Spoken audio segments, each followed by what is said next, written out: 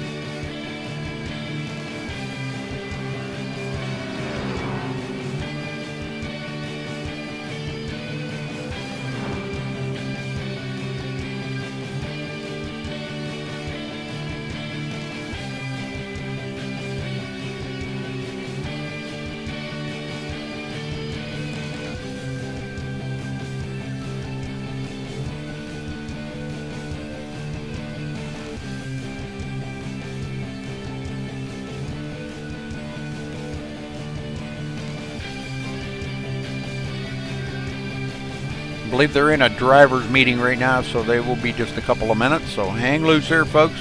Thanks for joining me here on MaxSpeedTV.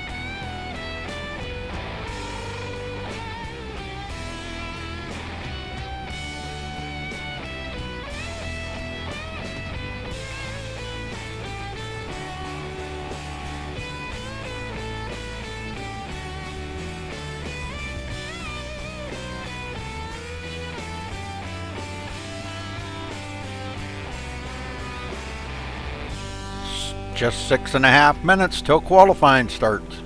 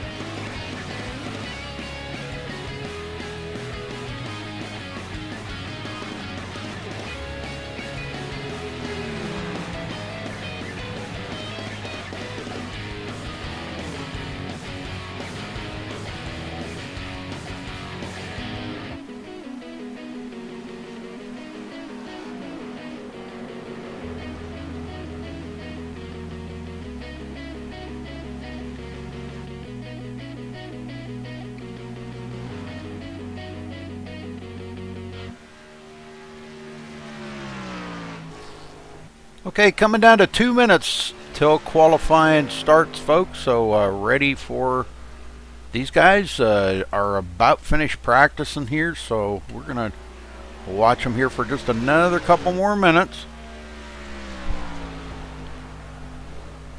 Lots of fast guys out here to keep an eye on tonight. John Houston, Don Stevenson, Dale Gravel, William Budd, David Wank, all these guys really fast. Ricky Brinkman. So definitely want to keep an eye on about the top 5 or 6 out there tonight. So these guys are going to be wicked fast.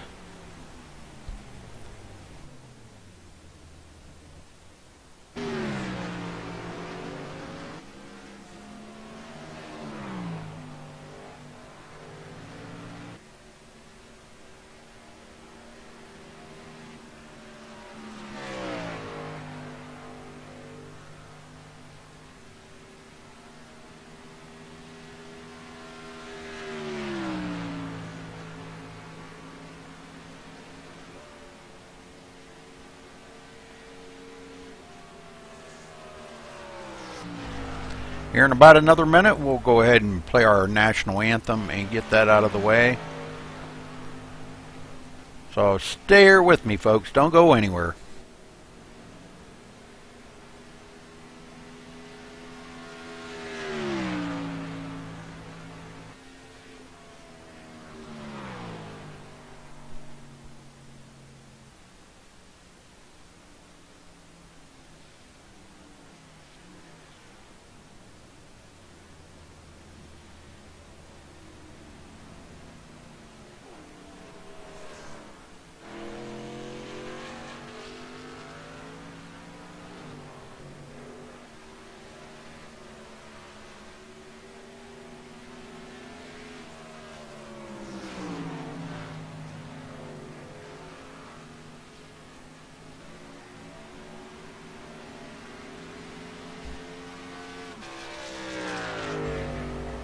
Alright, we will be right back, folks.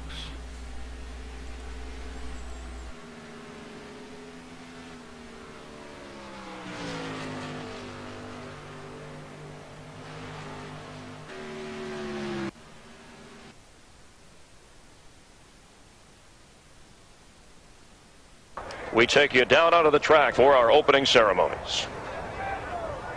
Ladies and gentlemen, please rise. Please remove your hats.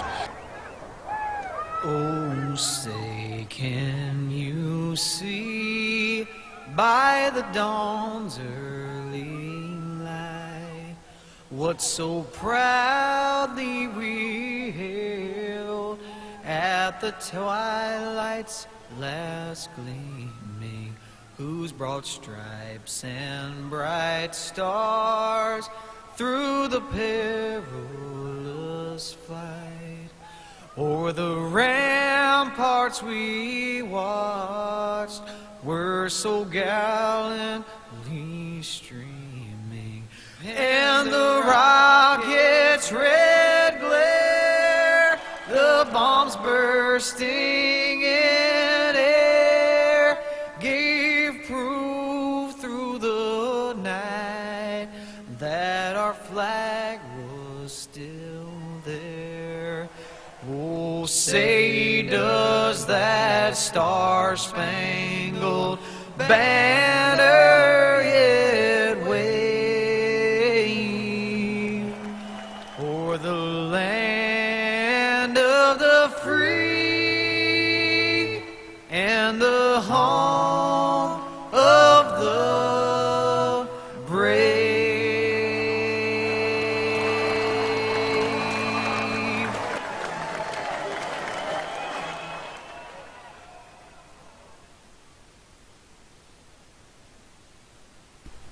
Okay, time should be coming in here pretty quick. It does take a long time to go around this place. And they also, you know, after their warm-up lap, they got to go around again to bring in the first time. There you go, Nick Racino with a 52.606.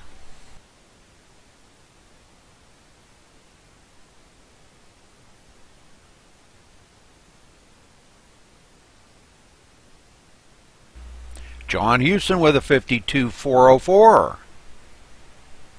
This is their first lap here, folks, that's coming in, so second lap could be better.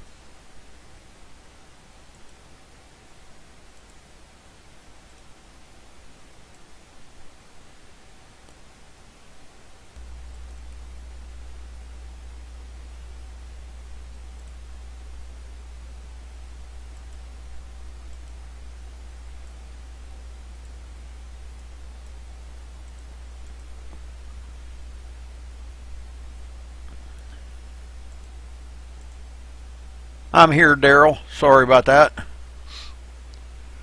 That's okay. How you doing? Good. I was playing the national anthem. That's why. Sorry. Oh, John Houston with a 52.404. Wow, what a lap.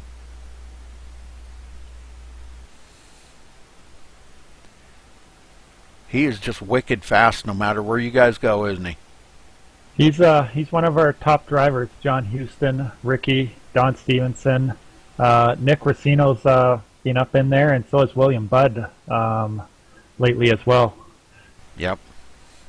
I talked to Dale Gravel there a little bit ago, and he said that he had a very, very good setup, and he said look for him to be up in the, the top 5 battling. So we'll be looking for him. Yeah, as you know, have known in the past 3 races, Dale hasn't had a good outing with us, but during this week he's been doing pretty well, and he's been giving John a run for his money. Ah. Mm-hmm. Well, we all have our favorite tracks and the tracks we do good at, and maybe this is just Dale's track here, and runs well here, and it does, it makes a big difference if you know how to get in and out of those turns, and being 4 distinctive turns here. And in my opinion, I kind of feel like the turns are different. I feel it in the truck, that turn 1 is different than turn 3, and turn 2 is different than turn 4.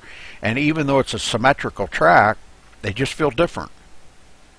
Yeah, I have to agree there too, Rudy. After driving the truck around here all week myself, I find that if you miss turn 1 and 4, you pretty much wreck that lap too, because 2 and 3 you can recover from a bit, but 2, as you know, you need a good run coming out of to get that straight. But 1 and 4, if you miss those, you're usually in the wall. Yeah.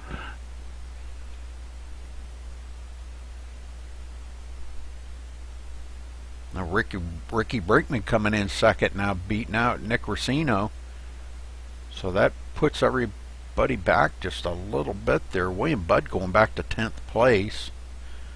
Yeah, I see Bryce, I can't say this last name, I don't know if you can, Sedzenak. I seen him just climbing into his car now, so he's getting here late. It's a good thing we got 10-minute qualifiers, because he should be able to get a time down. Yeah, Senesac, I think is how you say that. Yeah, Senesac. Bryce Senesac. Yeah, he's a pretty cool guy. Yeah, some of these names, I know you broadcast all over the place, and some of these names are tongue twisters for me. Well, I just got done doing the European Stock Car Championship, and you ought to try some of those. I play other games with European players and stuff, and it can be hard. Yeah. A lot of people, my name even gets butchered by people too. Yeah, that is kind of a tongue-tied. Cronkrate. It is a little bit of a tongue tie. Most people just say Cartwright or something like that, because I guess there was a famous American news anchor or something. Yeah, Concrete. Concrete. Concrete, yeah. But yours is Cronkrate. It has a R in there. Yeah, there was a news commentator that his name was Concrete. This is actually our last race until the new year. We're taking a Christmas break because a lot of us like to spend time with the family and stuff. Yeah. I take that back. It was I just had it on my Cronkite. Cronkite is how it was. Like yours, Cronkite. Cronkite. Cronkite. Yeah, he was a big news commentator from the old days. Yeah, well, that'll be kind of good. Yeah, coming up on the holidays. Boy, I'm going to be not much broadcasting to do next week. I think I got one Monday night and Tuesday night, and then I'm going to be off till probably after the first of the year. So we see some times have still came in. John Houston's holding out first with that 52.404.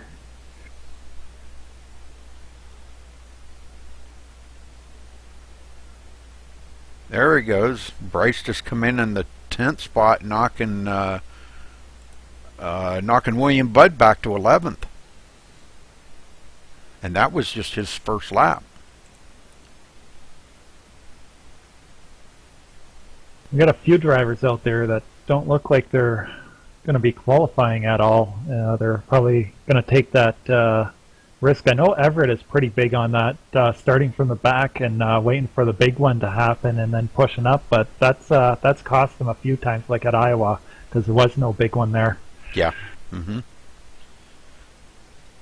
Yeah, sometimes it can play into your hand and sometimes it doesn't, but I'm kind of that way too. I like to start in the back and just wait for the big one to get out of there, and then, you know, I have actually finished third here, 2 laps down in third.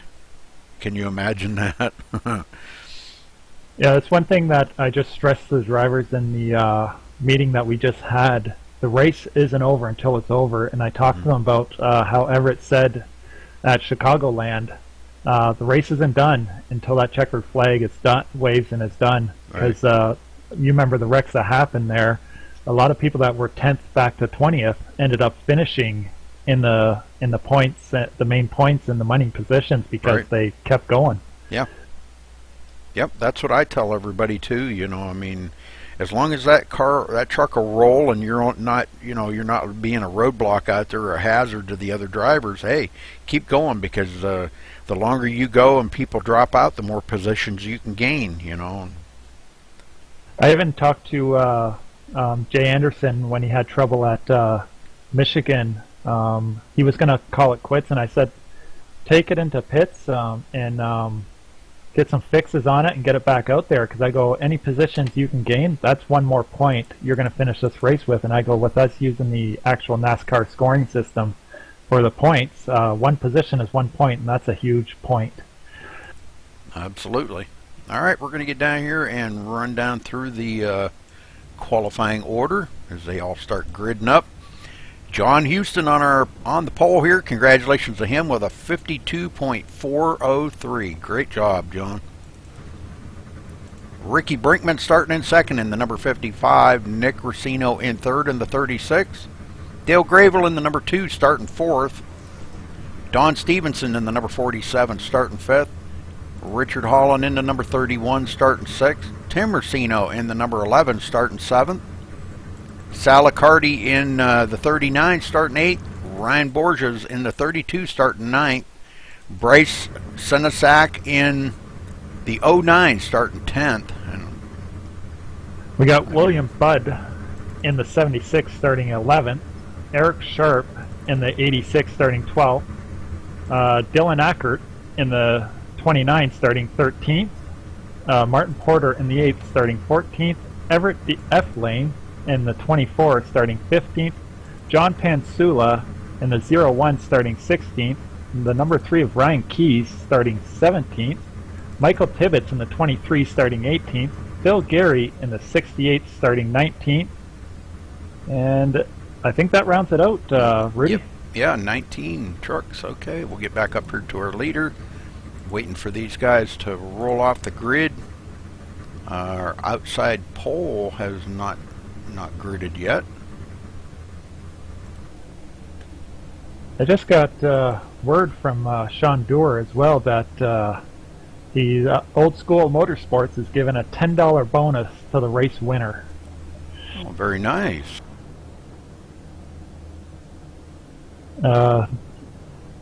I think Sean is looking for Old School to win here, because this is the Old School's Indianapolis 200, and I'd like to put a shout out to our sponsors, MaxSpeedTV for broadcasting these races for us. Rudy does a fine job. Gale Force Racing, who's been a sponsor with us from the start, Nick Ottinger, and George Bark and Competition Karting has been a great help to the start of this league as well. And I just can't say enough about our sponsors, because these sponsors help the race a lot. Yeah, sponsors are very important. You know, I wish we had more of them in our league, but we'll take what we got. I think you're the biggest spokesperson for your own league, Rudy, and it does wonders for the job that you do in broadcasting all these races for other leagues. Well, thank you. Appreciate that.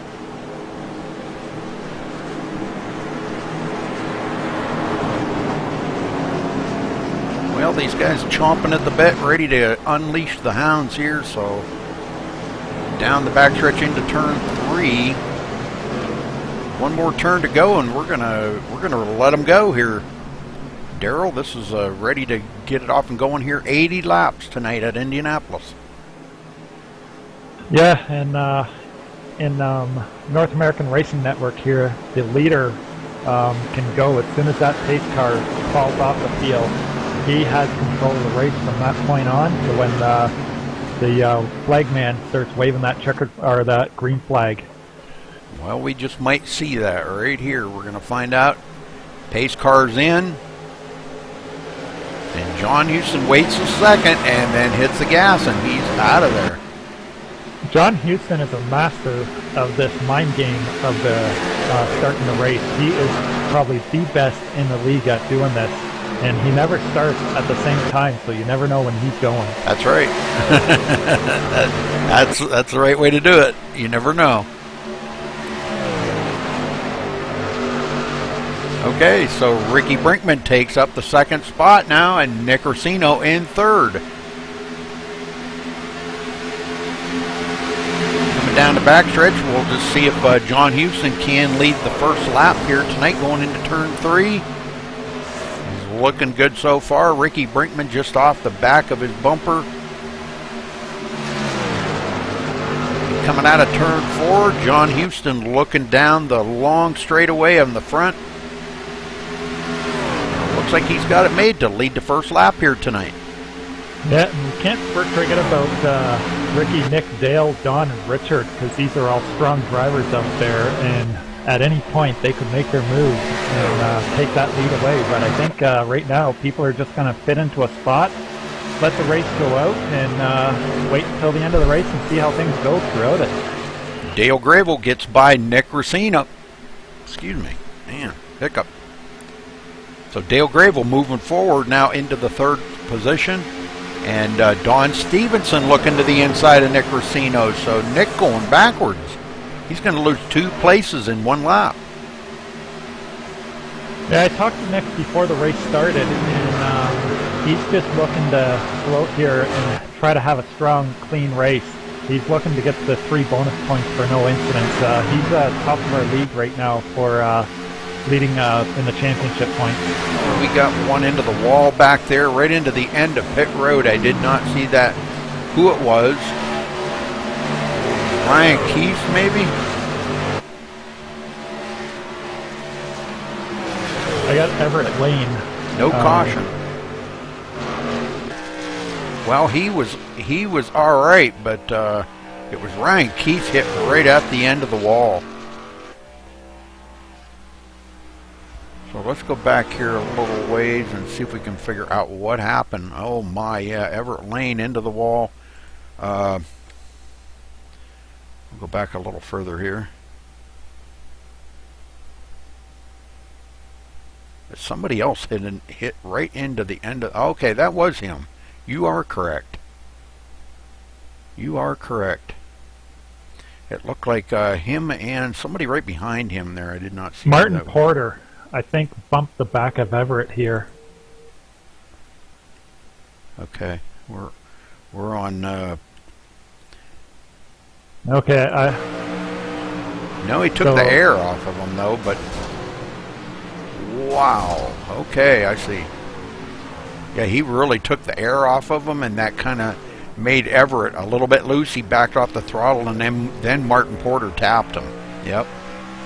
So Everett Lane into the wall. All right, going back around here, get caught up. And this was a throwing caution too, Rudy. It wasn't iRacing caution. Okay.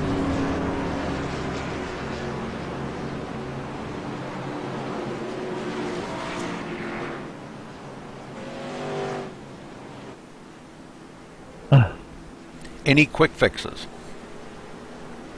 There are no quick fixes in this league ever, so these drivers are on their own when they get damaged. And I just got the official word from the tower as well. The tower is calling that Everett got loose, let off the gas, and Martin came in behind him and gave him a little bump, and that's what caused Everett to continue further into the wall. Right, yeah, that's what I seen too. Because Martin was close to him, but he hadn't hit him yet when Everett got loose. No, it's very close, but yep. It does happen, and That turn 4 is going to be the bad turn on this track. A few guys coming down pit road here.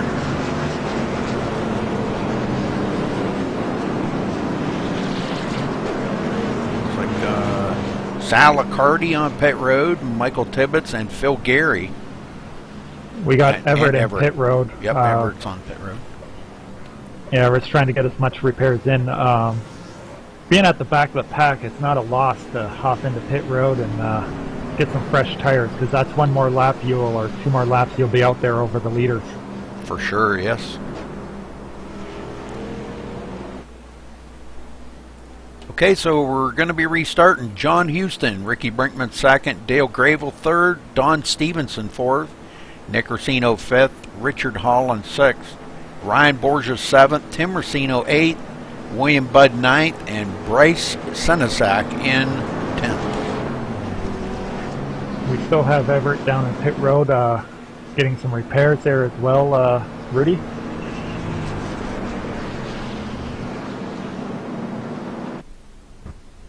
Yeah, he's pretty mangled up.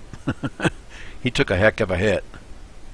Yeah, I know back in Michigan when Jay Anderson got mangled up pretty bad. He went in, it took him about 3 laps to get repaired. He came back out, but his truck only lasted about another 20 laps, and then the engine finally died out on him. But he went into the pits smoking, and I thought he was done there, but they were actually able to fix the broken engine for a few laps. Oh, Everett's coming out now. Looks like he is just getting out in time to stay ahead of the whole field coming by, so he will stay on the lead lap at the tail end. I'm also showing Ryan Keyes is 1 lap down. Yeah. So he must have had some issues as well.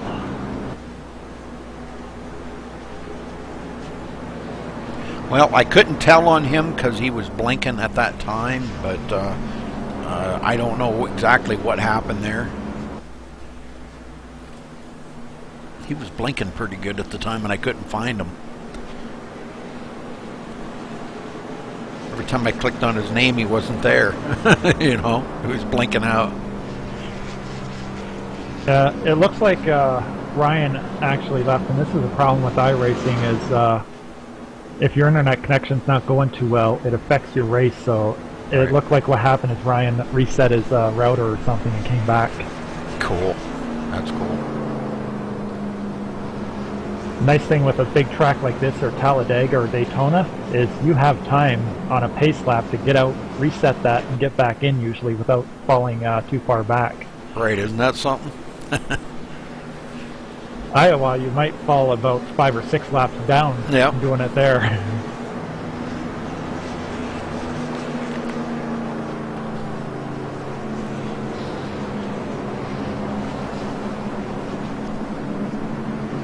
All right, these guys waiting to see if they're going to get the 1 to go this time.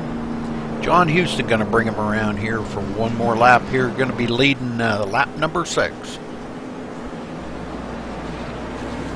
going to be interesting to see what happens on this restart if the leaders here the top 5 are going to battle it out. That's pretty much a given, but it's going to be interesting to see how much they battle it out, and what Nick's going to do, if he's going to try to push to hold on to that spot, or he's going to fall back further. Well, he knows he's got some really fast guys up ahead of him. He may just kind of ride for a little bit because Nick's one of the type of guys he likes to be there at the end, but yet it's not really like him to just ride back here. I've never seen Nick do that. I've watched Rick race for a long time, and I've just never known him to just ride, you know, in 5th, 6th place. I've always known him to get up there and race it up with the leader, but that being said, he's got some fast guys ahead of him, so to race up with them, he better really have it with it, you know. This is Nick's 4th race with us, and he is leading the lead in the least amount of incident points with 1 after 3 completed races. Yeah, he's a good racer. He is also what we like to call a gentleman racer too. William Budd's been filling in that role as well, as well as Martin Porter.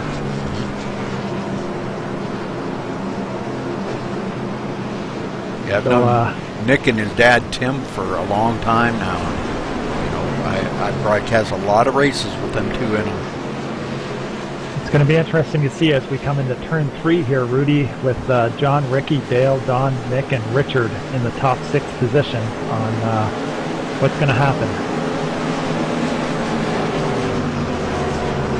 It's going to be restarting on lap number 8 out of 80.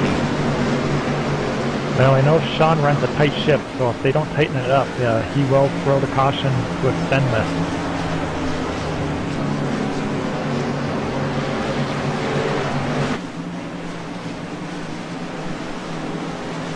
And let's see what John's going to do for his mind games here on the restart. Pace car's in. He holds them back. He's and going. Yep, there he goes. Good start by everybody, though. He comes right over in front of Ricky Brinkman. And that keeps the order pretty much the same as when they started, so good deal. Nick Racino right there on the inside. Don Stevenson on the high side. We got some cars going through turn 2 there. They're running side by side now. William Budd backed off a bit. He didn't want to keep it side by side in that position, but we do have Borges, and I can't see who it is, but it's one of the old school trucks. They're still running side by side down the back. Yeah, he's right there inside of Richard Holland. Going to turn 3. That high line is not the line you want to be stuck on for 20 laps, and the low line coming out of the turn, because that's going to eat your tires right up. Right. Yeah, Tim Racino's right back here looking on, wanting to know which one to go with. Ryan Borges does dive it down into the, let's see, he rolls right in behind William Budd. So William Budd moves into 7th spot. Excuse me. We got Bryce and Martin Porter running side by side for 9th and 10th position through turn 2, and they're continuing side by side a little bit, coming down the backstretch, heading to 3, but it looks like Bryce is just going to beat him out and get there just before Martin and right behind Tim.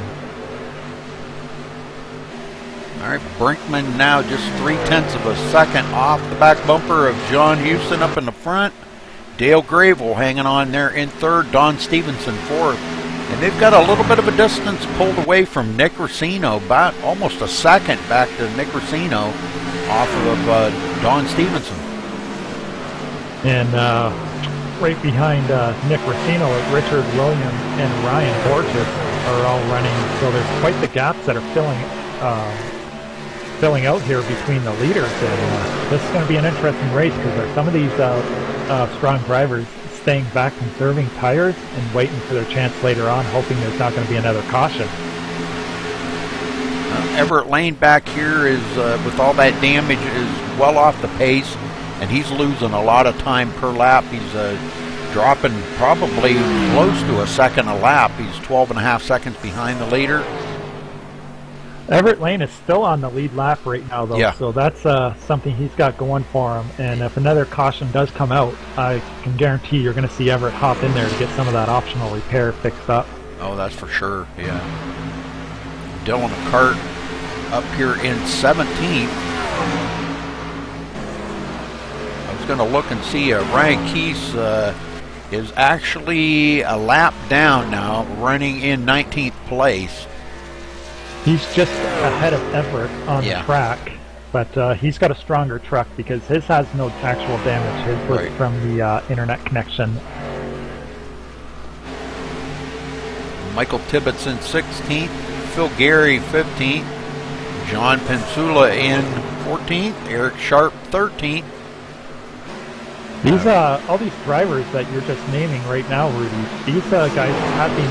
We're running through the qualifying week pretty strong, so I think they're staying back and using this as a game plan. Yep. We got Bryce running in 12th, Stella Cardi and Tim Rosano are running in 11th and 10th. Martin Porter 9th, William Budd in the 8th position. Ryan Borges now pulls away from William Budd a little bit into the 7th place. Richard Holland ahead of him. Nick Racino in 5th. hanging right there. Don Stevenson back a little bit off of the leaders. He's fallen back to 1.6 seconds. But the front three, nose to tail. We have Dale Gravel in third, Ricky Brinkman in second, and John Houston is still leading this in first. And that's not a huge surprise, I can say, for Ricky or for Rudy or I, that John's leading this race, because John usually leads most of the NARN races, as most of the viewers know. He's doing a great job out there, that's for sure. You can see the distance there between all three of them. Ricky Brinkman 0.4 of a second off of our leader, and just 0.2 behind him is Dale Gravel. We had a practice room up just before the race today, and Dale actually won that race over John, and they were battling the last 3 laps of the race. They were constantly changing up the leader in turn 4, and John unfortunately hit the turn coming out of 2, and that ended the race for him. But they were battling hard, and Ricky and Dale have been battling hard all week as well. Ricky Brinkman pulls over and lets Dale Gravel go by. Brinkman back to third. That Ricky could have fought for that because we do have, you are allowed to block in this league, and they are in a race for the championship, Ricky is. So he could have blocked, but this is one of those things I'm talking about where Ricky is a gentleman driver. Yeah. Well, you know, you just never know when the roles could be reversed someday, and you just hope that driver would do it, you know, back to you if you're faster than them. And that's the way I've always looked at it too. I hate to, you know, do something nasty to a driver because it comes back to bite you, you know. And if you're nice to that driver, they'll remember that. That's correct, but there, as you know, Rudy, there are very competitive drivers, and there are drivers out there that just don't care if they ruin someone else's race or a whole bunch of other people's races. Yeah, that's for sure. That is for sure. All right, Don Stevenson in fourth. Looking for him to maybe try to get up there and tangle it up with these leaders here before long. I think Ricky may have had an issue there on why he fell back, because he fell off the pace quite a bit. Yeah, he's starting to reel him back up now. He's starting to close back up on him now. Ricky hasn't had a very good week all week. After winning the qualifier on Monday, he's had a poor week. That turn 4 has cost Ricky about 3 or 4 times this week. And that's been about around lap 25 to lap 30 when those tires are worn down. So I hope that Ricky's bad luck has left him. Yeah, I hope so too.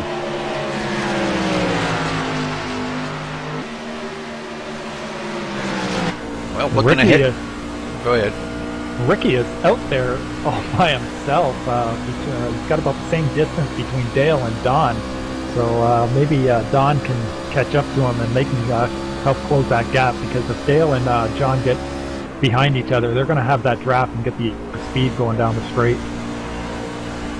Yeah, looking ahead here from Dale Gravel right to our leader John Houston. Dale's hanging right there on his back bumper. Yeah, this is a really big race for Dale. He's shown pretty strong. He did not have a good running at Michigan, Chicago, or Iowa. So this is a really big race for Dale, and I hope he can hold on to at least the top 3 position, because he deserves it. He worked hard throughout the season and just didn't get the breaks that he needed.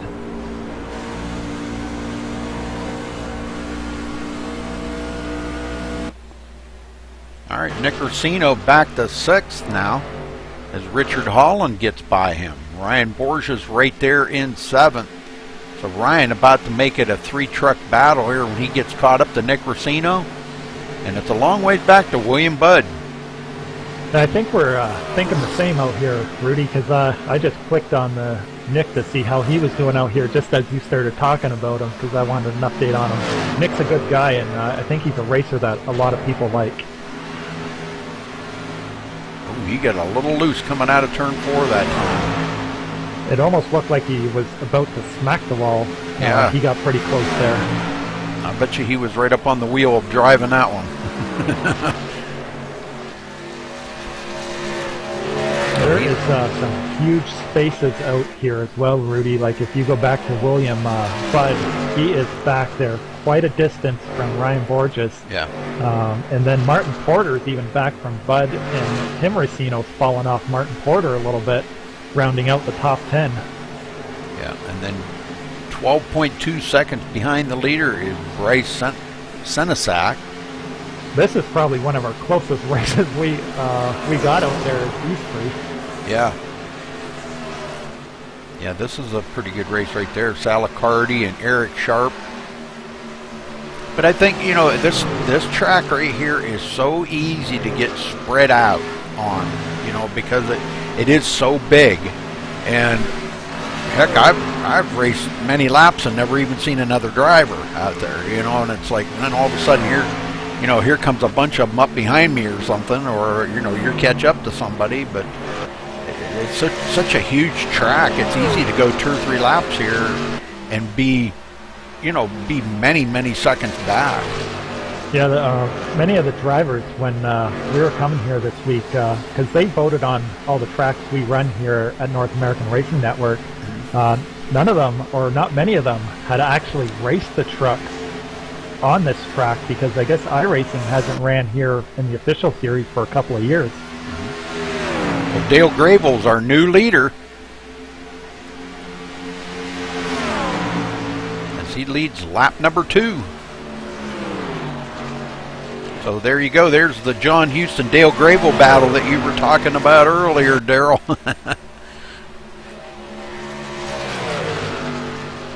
Yeah, I've just gone back a little bit here, Rudy, and Dale got around John on lap 18 coming down the back stretch. He beat him into turn 3 to take the lead.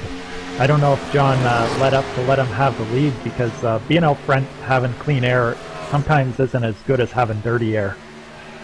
Yeah, especially when your tires start falling off a little bit. Yeah, sometimes dirty air can help you turn. And also driving behind a driver, you can be using less fuel because you're using some of their draft to excel you down the track. That's for sure.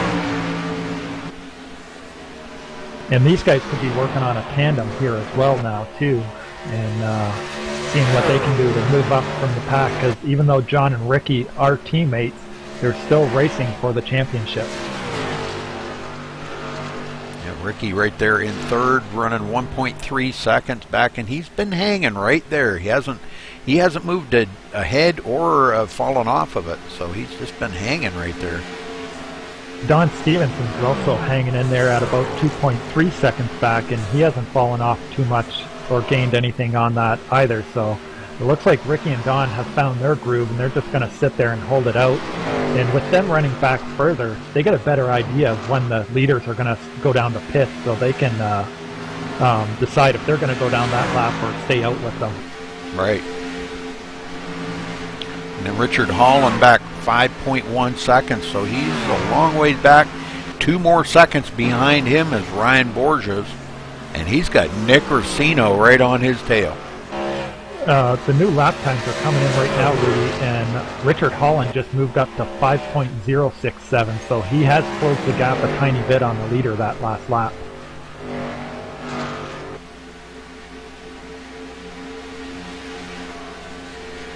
And William Budd taking it way down low, trying to break that draft off of Martin Porter. Martin Porter trying to stay right with them. I know they're a little bit of a distance apart, but every little bit helps. And believe it or not, Martin Porter is right within that draft. Now, he did just catch the wall right there, and that did take a little bit of momentum out of his stride, but he should be okay.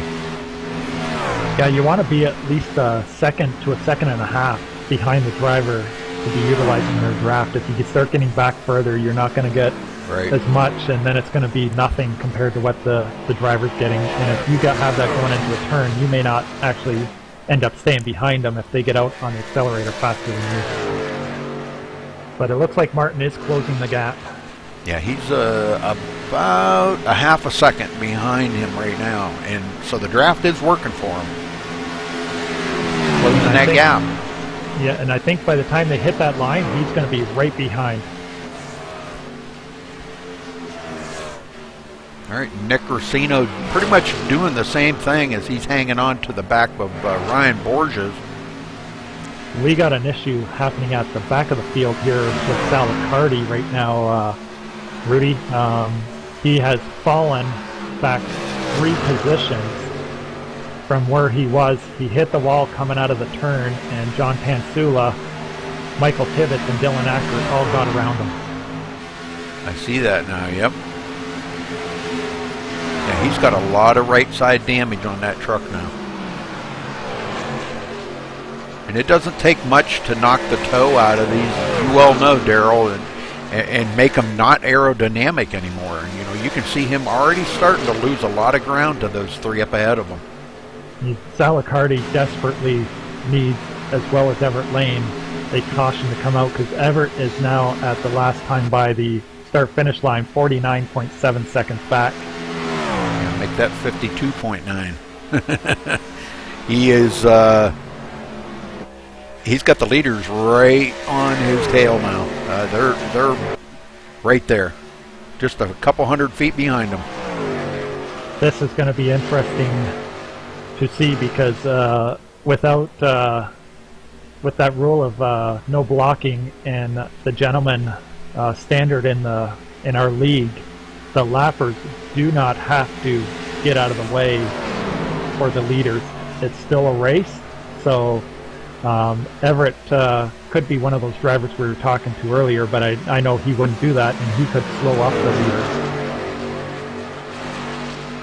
Yeah, and that could change the lead there a lot.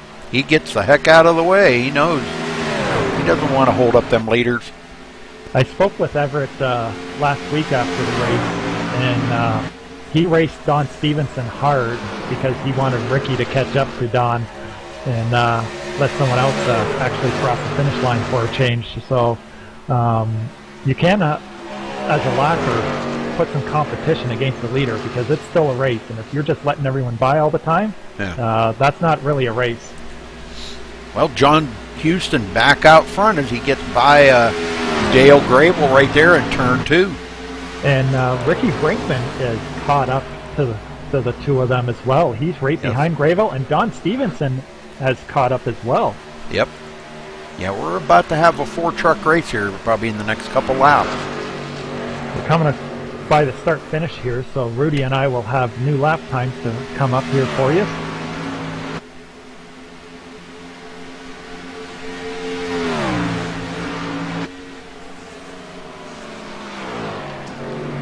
John Houston has led lap 26.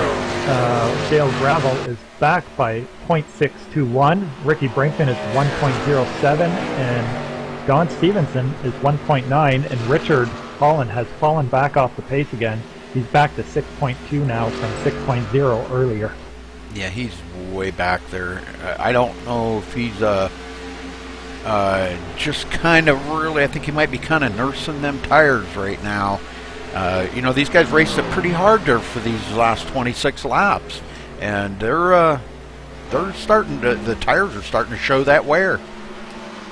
Yes, and I talked to the drivers after Friday's qualifier too, Rudy, and they said they could get anywhere from 31 to about 34 laps of fuel, depending how much they conserved it. But you can expect them to start pitting after 31 laps of running on the same tires. And remember, only 4 or 5 drivers came into pit road on that first caution. Right. Yeah, I'm showing, 5 drivers. Michael Tibbetts, Phil Gary, Salicardi, Everett Lane, and Ryan Keith were the only 5 that come down pit road. And Phil Gary and Michael Tibbetts are running 13th and 14th right now after that pit road stop. Yeah, they're kind of hanging together. They're teammates. But they're quite a ways back. They're like a half a lap behind the leader.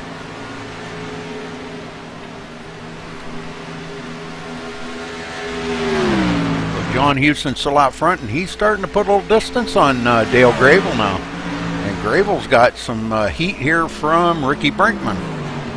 Now this race between Ricky and Dale could benefit John as well if they don't work together to push up to John Moore. Right. These two racing together could end up slowing each other down as well. Yeah, especially if, as you see Dale trying to break that draft from Ricky Brinkman. Now Brinkman gets on by, Dale falls in behind him. Now I'm wondering if this is if he was breaking the draft, or if this is that gentleman thing that Yeah, I think John it was. showed Dale earlier, so Dale showed Ricky. I think it was. That's exactly what you were just saying. Yep. Yeah, because it looked like he was breaking the draft, but he didn't. Actually, he just pulled over to let Ricky Brinkman by. So, but Don Stevenson's starting to close in on these. He's been hanging right there. He's down to 1.8 seconds behind the leader, and he's only 3/4 of a second behind Dale Gravel. Yeah, and Richard Holland has fallen back to 7 seconds off the pace now. Ryan Borges is 9.1, Nick Racino in 7th at 9.3, Martin Porter's in 8th at 12.9, William Budd's in 9th at 14.7, and Tim Racino is in 10th with 16.6 behind the leaders.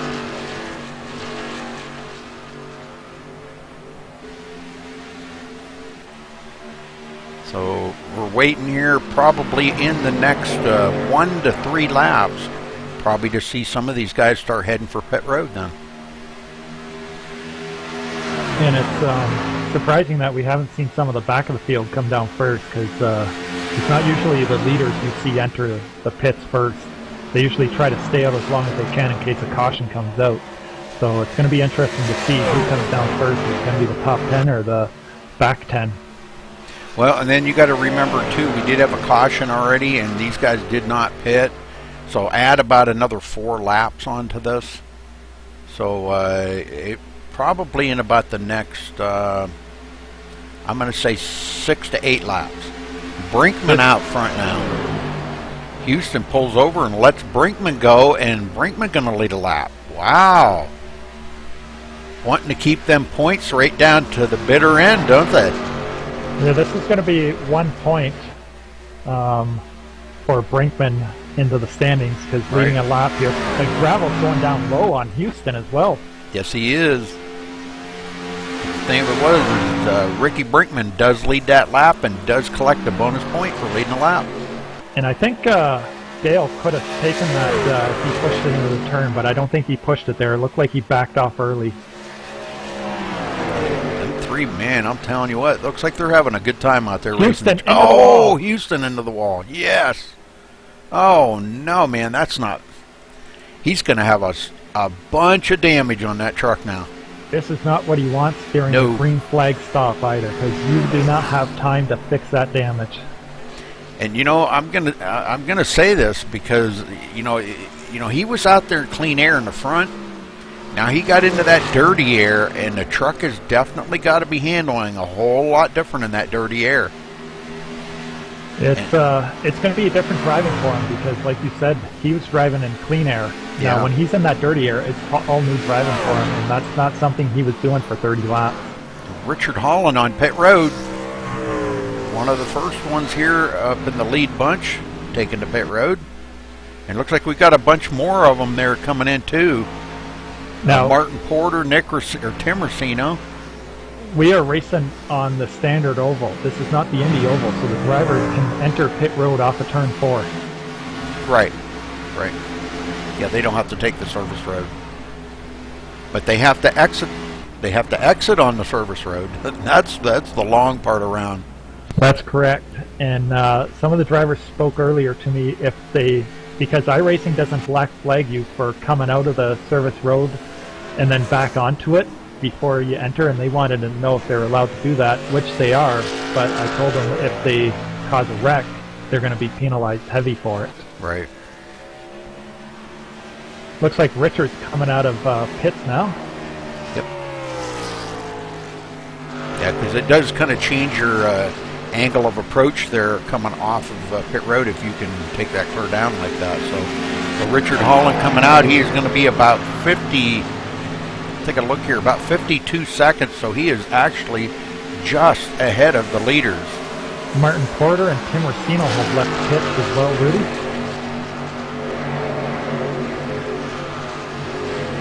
Eric Sharp's on pit road right now.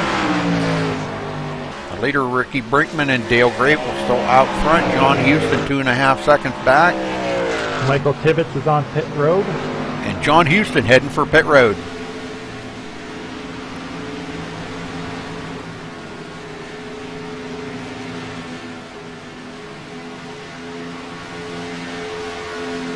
That's got to be heartbreaking for him. I don't know. He'll probably sit there and get, if there's any required, he'll have to get that fixed. But as far as optional, I kind of doubt he's going to sit there too long to get any optional done under green flag conditions here. No, you don't want to stay in there too long. And if you see 2 minutes on that screen, you're not going to want to sit in there for 2 minutes. Eric Sharp has re-entered the track from pit road now, Rudy. All right. We got Michael Tibbetts entering the track. A lot of these drivers have not came down pit road yet. Yeah, there's Brinkman and Grable out front and still have not come down. I wanted to stay here with John Houston for a minute as he did not waste any time on pit road. He's coming off pit road now. As he comes off of turn 2 here and going to be heading down the backstretch. Bill Gary enters pit road, and I see William Budd's baby blue truck is still out on the track. He has not came down pit yet. Dale Grable retakes the lead from Ricky Brinkman. That'll put him back up front, and still waiting to see when these guys are going to. The front 5 still have not been on pit road.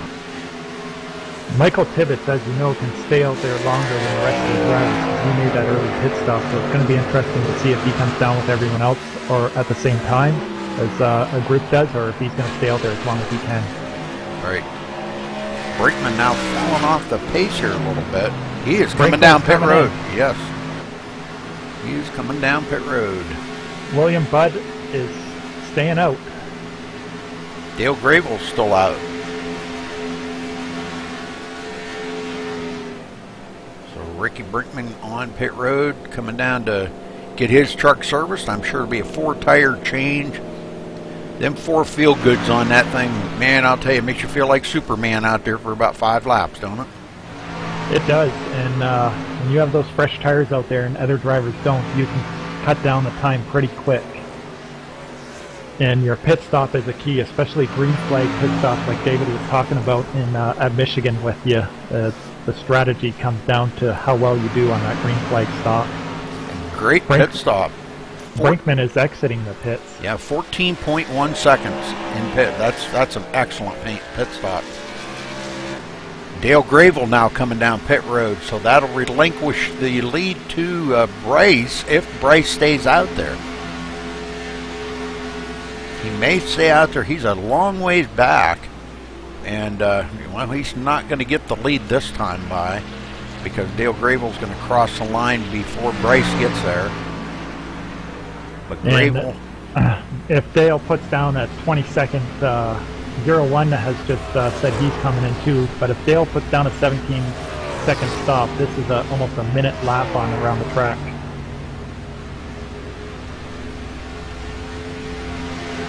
Goes back to third, 14.5 second pit stop, and he goes back to fourth.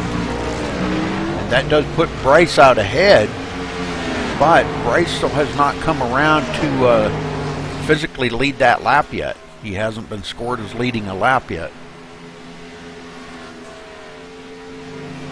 But over the driver's radio, Rudy, the 09 has said he is pitting this time by. Okay, then he will not, well, he may. He's got a little bit of a lead over second place Dylan Acart, and Dylan may be coming down pit road too, possibly. Bryce is coming in now. Yep. Now it's a matter of whether Bryce can... Dylan has stayed out. And Dylan is going to lead that lap. So Bryce still did not lead that lap. And that's a huge point for Dylan that was nowhere near the leaders at one point in this race, as you know, right. Rudy. And he's the only one left out there right now that has not pitted. Bryce comes to a stop in his pit stall. Right side's going on. John Pansula is back on the racetrack. And left side's going on. And he's out of there. Bryce with a 14.2 second pit stop. Dylan Eckart would be the last one to come down pit road if and when he does. He's got to be thinking about pit road here pretty quick. I think he's trying to make it to the halfway mark and make it on one pit stop. Some of these other guys are going to have to make two. He's coming down now. Yep. Right on him. He's trying to get that thing woed so he doesn't speed on pit road. Don Stevenson is now our leader by iRacing standings. I'm not sure if that's official. Yes. Yeah, he's out ahead of Ricky Brinkman by 5.2 seconds. These iRacing standings can be wonky at times as we wait for them to cross the line to get the updates. Yeah, see where my relative here on IRTVO is real time. So 4-tire change for Dylan Eckart, and he is way, and he's going to be clear back in 15th. But the whole key there was he did lead one lap, got that point. Okay, somebody peeling off and going down pit road there. It looks like Ryan Keys. He's down on pit road a little bit early. He was one of the ones that pitted early on because he had that internet connection problem. And he should be able to make it the rest of the way on fuel. So this could be an upset, could be a fuel mileage race when it all comes down to the end of it. Now, Ricky... Ryan Keys, sorry to cut you off there, Rudy, but he overshot his pits and had to back up a bit, so that's going to cost him extra time. Sure is. Salacardi, I see, just come down pit road as well. Yeah, that cost him about an extra second. He had a 15.1 second pit stop, so that's what just overshooting your pits does to you right there. All right, and looks like Everett Lane coming on pit road. He is scored back in 18th place, one lap down now. And poor Everett, because I know he stayed out there as long as he could, hoping for a caution, and this is going to put him down another lap or two. Ricky Brinkman is closing that gap between him and Don Stevenson. He's down to 3.6 seconds, so he is driving the wheels off of that thing right now. Yeah, John Houston and Ricky Brinkman, their trucks are faster than the Storm trucks at this race. It's been proven throughout the first 40 laps we've done here. Yeah, but now don't forget, John Houston's got that right front corner damage on that truck, and he is a little slower. Dale Gravel's closing that gap up on him and probably going to get by him. I think you're going to see Dale take the lead here from Don. Ricky's got a lot of work to make up, and thanks for reminding me about John's damage, because John is probably the best driver out on this track today. But that damage is going to prove how much better he's got to drive to stay where he's at. Yeah, 'cause, Dale Gravel's coming quick. He is right down there within half a second of him right now. And John needs a strong finish here because he missed one race last week. I believe it was Iowa. And his poor showing that he had at Chicagoland has put John on the bubble for the chase. So he needs a strong showing to hold on to that position. You're looking at the gap now, down to 0.2 of a second between him and Dale Gravel. So Dale is closing, and he's in the draft now, and he'll be using that draft every bit he can. Probably looking at maybe trying to go by him on the backstretch if at all possible. He may just ride there for a little bit. He's not really that far off of the leaders. Well, I guess they are. 5.8 seconds back, so Dale's going to have his work cut out for him to get up there and catch those two leaders. Because Ricky Brinkman is now down to 2.8 seconds behind Don Stevenson. Don's not going to be able to hold it, but the nice thing here is Don was able to get out front and lead one lap for that bonus point. He's running in second right now, 1 point behind Nick Racino on the championship standings. Oh, man. All right, Don comes up on Everett Lane and passes Everett on the inside, going into turn 1. Good clean pass. Everett did catch the wall there just a tick. Back here with John and Dale, they fought going through turn 2 side by side, and John on the outside was just able to hold it on there, but I think he burnt up some tires doing that. And Dale looking to the inside of him again, in 2. And does pass up John. John immediately tried to dive back down to the inside to see if he could get that run going into turn 3, but there was no chance. Dale had too much speed. Yep. Yeah, John's probably just beating himself up right now over, hitting that wall like he did and causing that right front damage. But he's still not in too bad a shape, though. He's in 4th place, and it's actually about 1.6 seconds back to 5th place, Richard Holland. But Richard is closing on him, too. Richard's closing on him, but I don't think he's closing on the leaders. John is slowly moving back, and John's going to have to think at some point he's got to get in to get some of that damage fixed, or he's going to continue fading back to the back of the pack, and he'll be right back there with Everett before long if it continues. Well, John's still holding a pretty good speed, though. He is staying in the draft of Grable right now, and that's really helping him a lot. The thing that's going to stop him is when those tires get down, he's got to get slower in the turns, or he's going to kiss the wall again for a second time, and he doesn't want that to happen.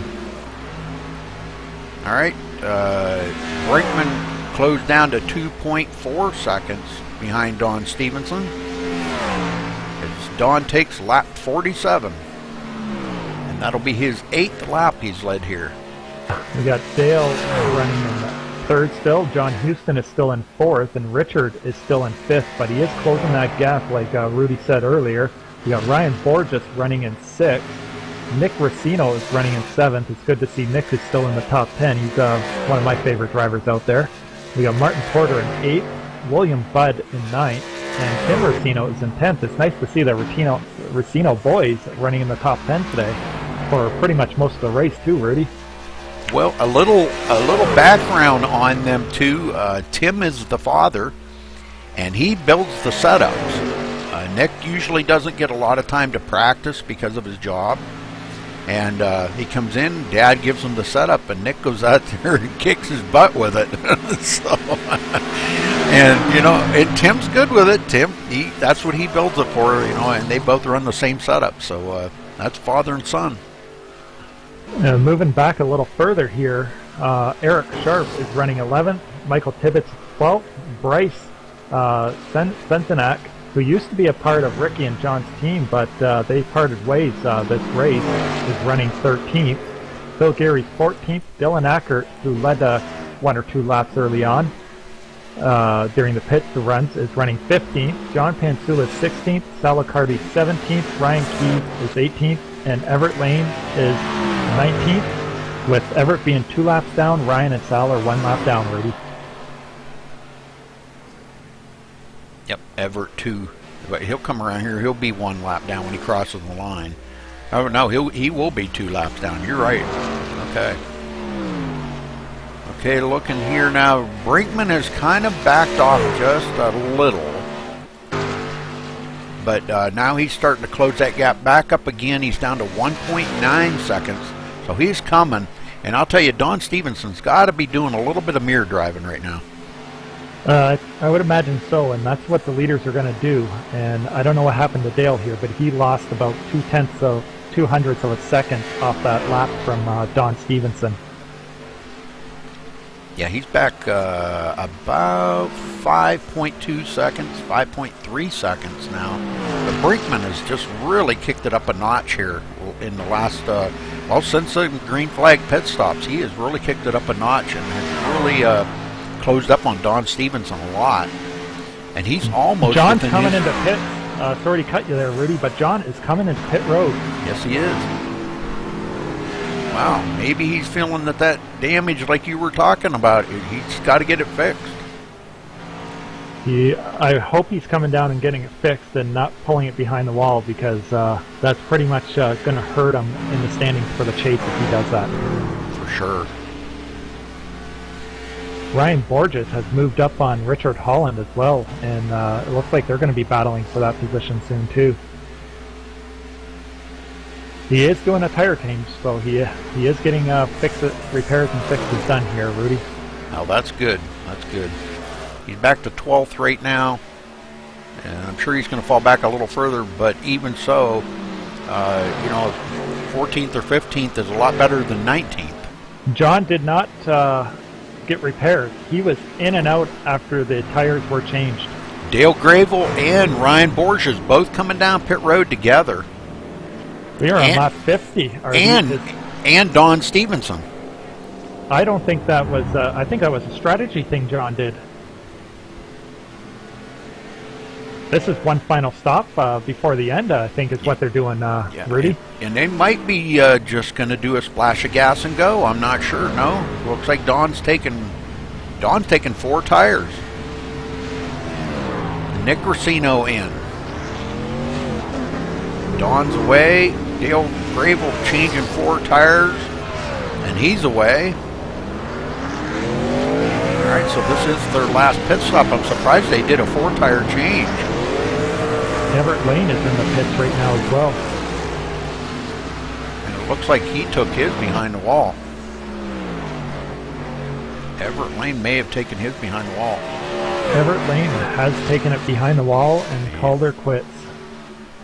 Ricky Brinkman out front now, and I'm not too sure he may be able to make it the rest of the way. Richard Holland is bringing her down pit road as well. Martin Porter in second, but he is 22 seconds behind the leader right now. So he's almost a half a lap behind Ricky Brinkman. Brinkman actually could probably stop and take a splash of gas if he needed to and still come out the leader. We are 28 laps to go when they cross the line. Brinkman takes it way down to the inside. He lets the faster guys go. I believe that was Nick Racino that just went by him. Nick just coming off pit road with them brand new tires. That is Nick Racino. See, I know these drivers, Daryl. I know a lot of these guys back when I broadcasted for that other group a few times. Yeah, we won't mention any names. Nope, I didn't for that mention, other group. I didn't mention it.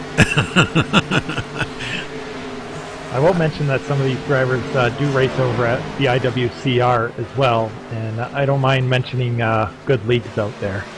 Well, I was looking through the only one that I can actually say that I know of. Well, I know Sean does. I think Michael Tibbetts does. Yeah, Sean and his whole crew race over at IWCR, yeah. And they're on right after us. So if you're looking for another great race, stay tuned to Rudy's channel, and you can watch IWCR or get broadcast. Yeah, that'll be a pretty good race. They have. That's going to be almost a full field over there. I noticed crazy. Dylan Eckert has some right side quarter panel damage, and Nick Racino just went by him like he was standing still. Yeah, well, that's just what I was talking about John Houston with that little bit of right front corner damage. That's how much it slows you down. John is actually not too bad a shape. He's in 9th place right now. We got somebody coming down pit road. That would be Ryan Keese on pit road and Michael Tibbetts. Michael Tibbetts coming down pit road. And so everyone else is coming in for those green flag pit stops. And as you know, Ryan Keese and Michael Tibbetts, they had the later pit stops from the first run because they came in under the first caution. But Brinkman still out here by 23 seconds over second place Martin Porter. And we know that Dylan Eckert, out of the front runners, stayed out there the longest last time. So it's going to be interesting to see if he stays out for another lap. That's not going to give him a bonus point, or if he's going to come down when Ricky does. Well, Dylan's 1 lap down. Yeah, Dylan's a lap down. So okay. Dylan must have brought her in then, and we missed it. Same with John Pantula, because they were on the lead lap last time we went through the run-through before all these pit stops started. So Ricky's putting people laps down that are coming in at the back of the pack. Phil Gary on pit road. That'll be his final pit stop of the day.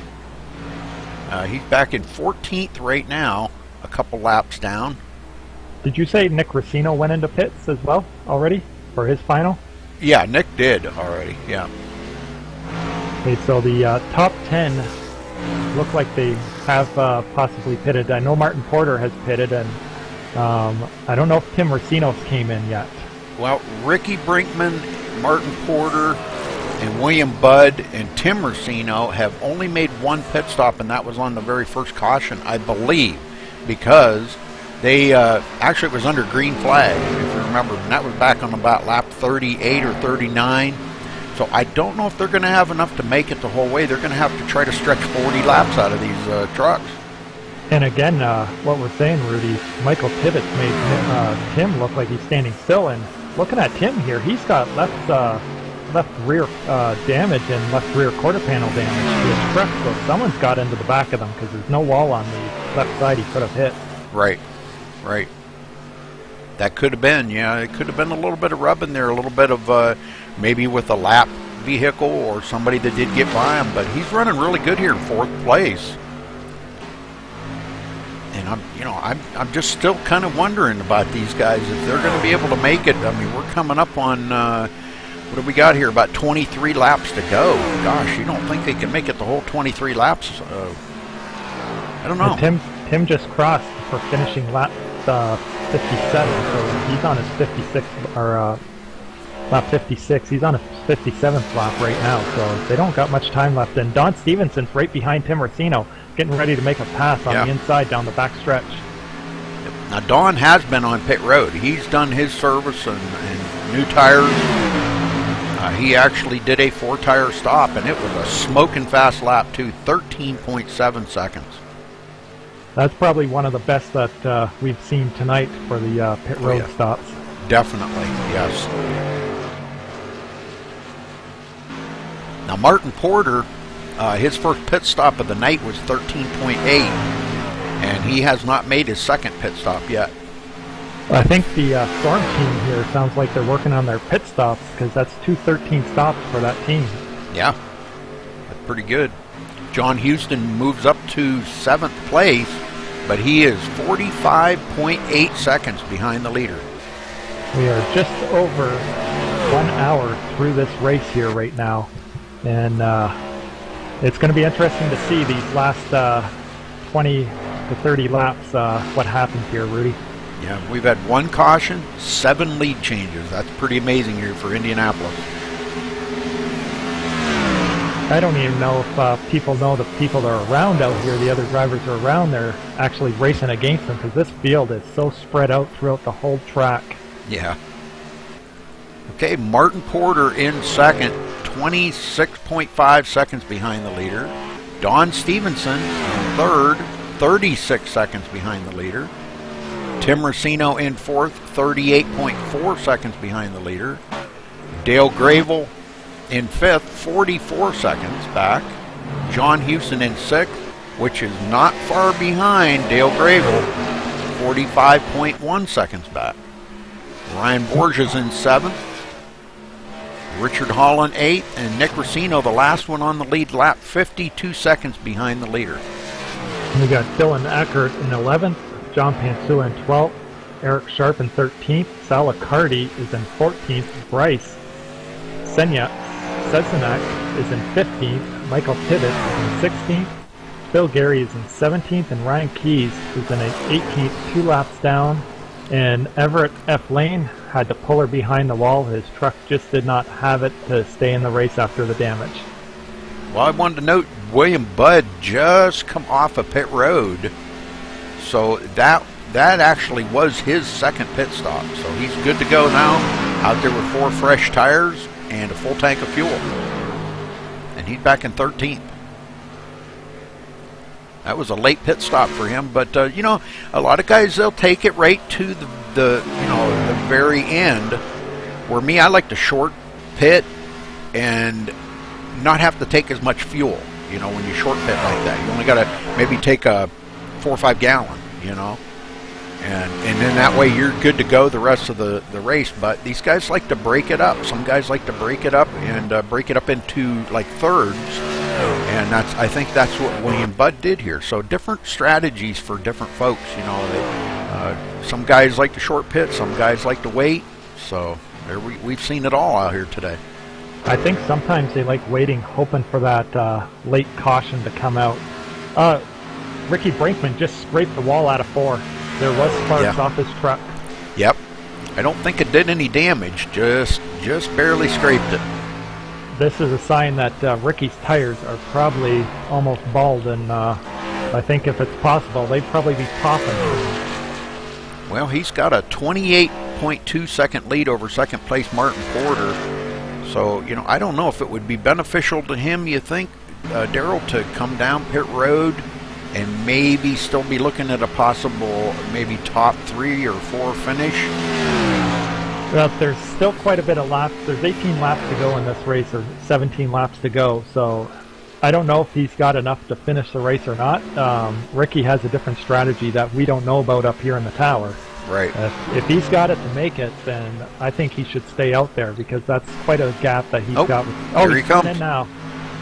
I'm going to head back to Martin Porter and see what he does, Rudy. Okay, yeah, let me know if it looks like he's going to be heading down pit road, and I'll stay here on Ricky Brinkman to see what his strategy is. Martin's into turn 3 right now. Bryce is right on his back door, but I don't know if Bryce is not challenging him for the position.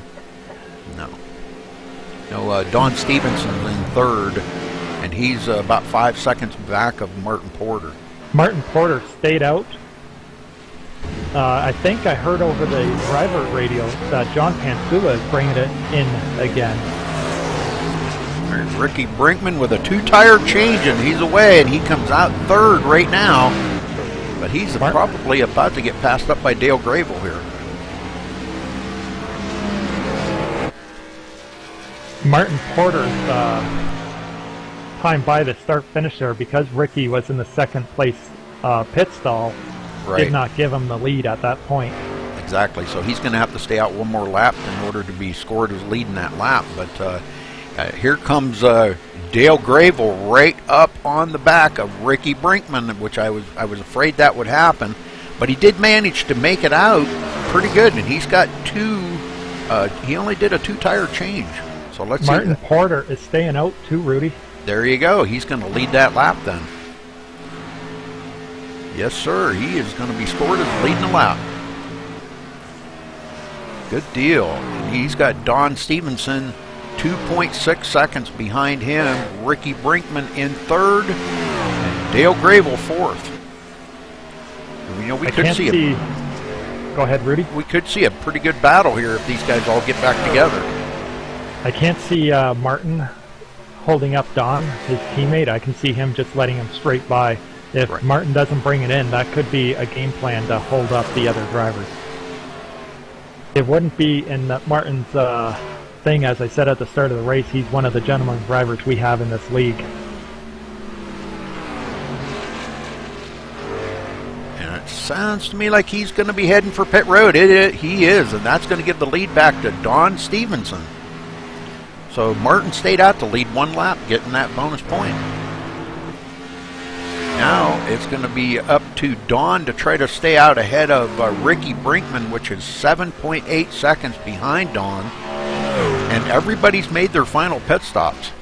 So Dylan Ackert, who started the race 13th, led 1 lap. Martin Porter, who started 14th, has led 1 lap as well. Yes. Yeah, that's... And then John Houston led 22, which he is back into 4th place. Look at that. We got a 2-tire stop by Martin here as well, Rudy. Very good.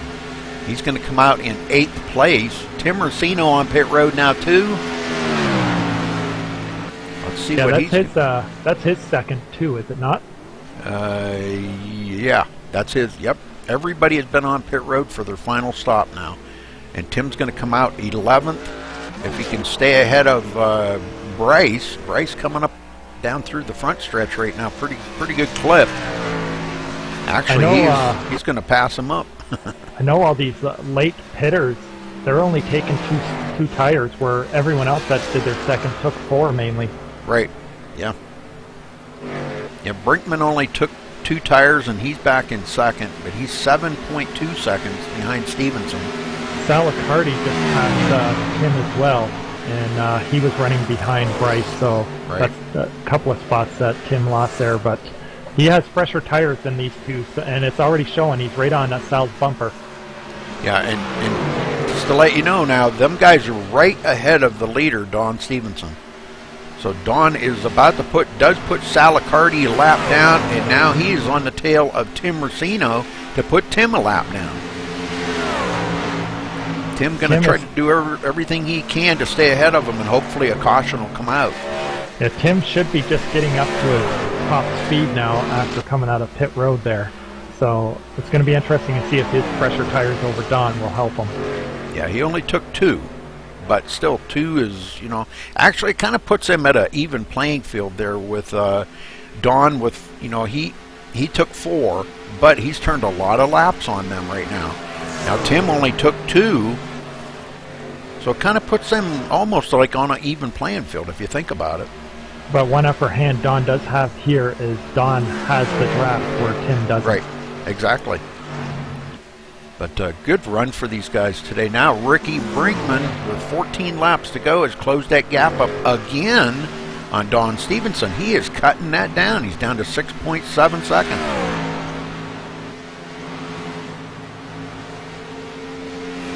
Boy, this is turning out to be a great race here, Daryl. Man, I'm telling you. It's got me right on the edge of my seat, brother. And we do have a race going on between John Houston, Richard Holland, and Ryan Borges, all for 4th, 5th, and 6th right now. Yes, I'm right on that.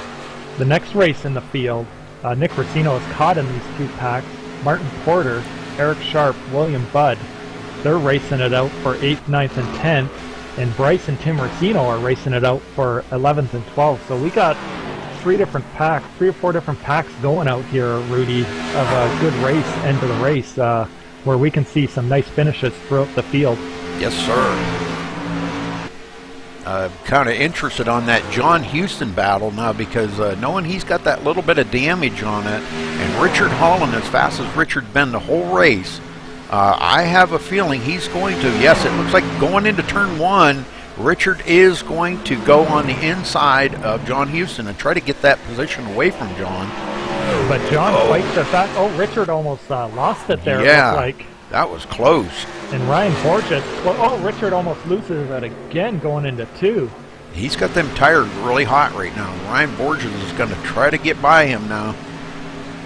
And the thing with that draft there, when you get in behind someone, beside someone, and someone gets behind you, you don't know which driver that's going to loosen up. Yeah, you're right. You're right. Ryan Borges does get by Richard, though. Richard's move to take 4th has cost him that position and his 5th place position. Now Ryan looking to maybe get up here with John Houston now, as he is in the draft of him. He's only actually about 3/4 of a second behind John. Martin Porter has pulled away by almost a second and a half over William Budd, and Eric's falling back there, so he's out of that contention. Tim Racino has gone a lap down. Yeah. And Bryce just went a lap down too by Don, and Tim is passing Bryce for that position, that 11th place or that 10th place position. Or no, that would be 11th, Rudy. Sorry, yeah. That is 11th that Tim just took. Yeah, Tim goes into 11th and Bryce back to 12th. So that was kind of a cool move right there, because what Tim did was he kind of used the draft off of both of them right there to get by Bryce. And yeah, Tim could have sat anywhere there in that draft, and then when Don went by, he just sucked right into Don's draft and right on through. Yep. And Bryce moving up to let the leader by, Tim could have took easy advantage of that, as he did. All right, 10 laps to go. Don Stevenson still our leader. Ricky Brinkman second, 6.6 seconds back. Dale Gravel in third. We got John Houston in fourth at 14 seconds back. He's pulled away from Ryan and Richard. I think Ryan lost some speed, and Richard almost lost it there too. So there is still a battle between Ryan and Richard, but most of these other battles we were talking about a few laps ago have dissipated. Yeah, now Richard gets back by Ryan, and Richard goes back into fifth. Those two aren't done battling here yet. Coming to 8 laps to go, I believe. Boy, and John got really loose coming off of 4 that time. Did you see that? I also seen Richard got a little loose coming off of 4, just not as bad as John. I think if the wall was out about another 6 inches, Richard's back end would have smacked it. Yep. John probably didn't need that much room. His was probably a couple of... Oh, and here they are. They're right on John's back end. Oh, Ryan Borges, they're going to go 3 wide? No. Ryan Borges trying to use the draft off of John Houston. And they're going to go by John here. I kind of figured that would happen. John, man, with that little bit of damage on that truck is got to really be... It's just, man, and being loose coming off of 4 last time, that just really kind of clued me in right there that he is probably just really either struggling with the worn out tires coupled with the fact of the toe being knocked out on that front right corner, and he could be just really wheeling that thing right now, trying to stay ahead of these guys. Now these two around him only took 4 tires, and John only took 2 as well. So this might be paying out them. And I just heard over the radio in that mix-up back there, Ryan was going out to pass Richard and John, and Richard didn't see him and cut out in front of Ryan, and that's why it looked like they almost went 3 wide. Oh, okay. That could have caused a 3-truck wreck there. Yeah. Well, all 3 of them took 4 tires. Over the radio right now, John Houston just told Ryan he was going to let him pass. Okay. Very good. Yeah, there's no sense in him racing it up like that. He knows he's not as fast as they are. He's got that damage, and he might as well just let him go. But that'll put him back to 6th. He's still in good spot, and he's just going to hang right there in the draft of Ryan Borges, and maybe the 2 of them can work together and get up there with Richard Holland. Ricky Brinkman has fallen off the pace a little bit back here. He's lost about 4/10 of a second in the last 2 or 3 laps. Looks like he's been into the wall. In that battle earlier between Tim and Bryce, that is no longer a battle at all. Tim is way ahead of Bryce up in there. Yes, he is. Phil Gary back here in 15th place. Oh, and Ricky just got a little loose going through turn 3 there, or turn 4. Yeah, at the starting of it. So I think his tires might be a little greasy, and Ricky's probably pushing it, trying to catch Don Stevenson as well in these dying laps. Yeah, the only thing that's going to help these drivers out here, Rudy, is a caution. Yeah, but Ricky's got a lot of front damage. If you notice on that right front corner, there's a lot of damage on that. So he's been into the wall just in the last few laps and almost clipped the wall again right there, coming out of 2. Yeah, his you can see about 1/4 to 1/2 of his right front are exposed.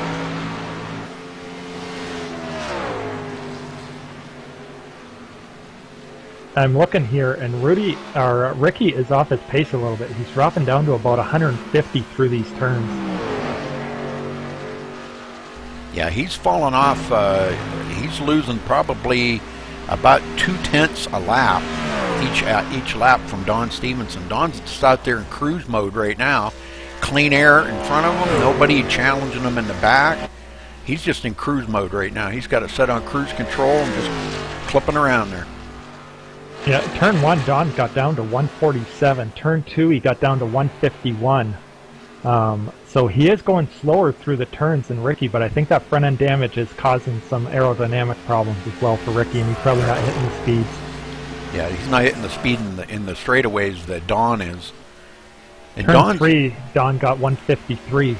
Yeah, Don's taking it easy right now. You know, he knows that Ricky's back there 7.9 seconds and falling.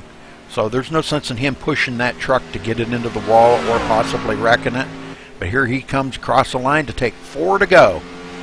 4 more laps, folks. And we've only had one caution here today, Daryl. That's just absolutely amazing for 80 laps. And that was a caution that was caused due to somebody getting loose early on in 4, and then he didn't have any problems in 4 throughout the rest of the race. So if whatever that driver Everett Lane was doing at the time hadn't happened, or the air didn't get moved around by Martin Porter, it may not have ended up that way. We could have been caution-free, possibly. Yeah. Didn't you say that was thrown by the admin?